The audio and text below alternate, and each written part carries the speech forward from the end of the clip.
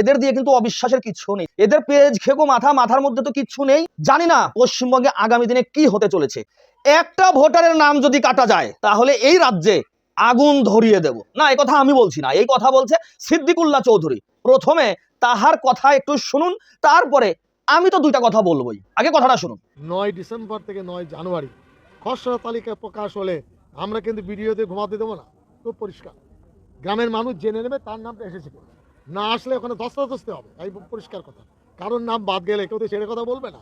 আমরা সে আবহাওয়া তৈরি করছি। সম্পূর্ণ কথা শুনলেন, এখন কি বুঝলেন আপনি? এদের পরিকল্পনা দেখুন, এদের পরিকল্পনাটা দেখুন। ওয়াকাফ বিলের আন্দোলনের সময় এই সিদ্দিকুল্লাহ চৌধুরী কি কথা বলেছিল এবং তার ফলাফল মালদা মোথাবাড়িতে আমরা দেখেছি।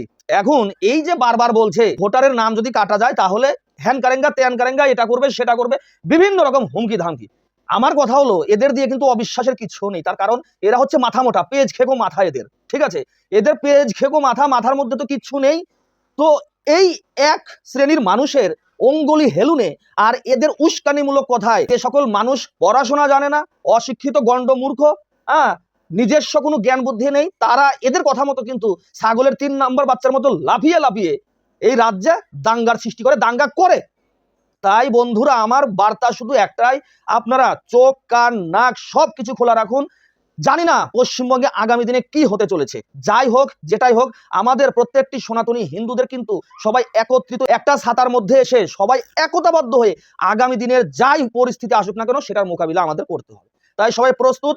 জয় হিন্দ, বন্দে মাতরম, ভারত মাতা কি জয়। বলো জয় শ্রীরাম, গর্বের সাথে বলো জয় শ্রীরাম।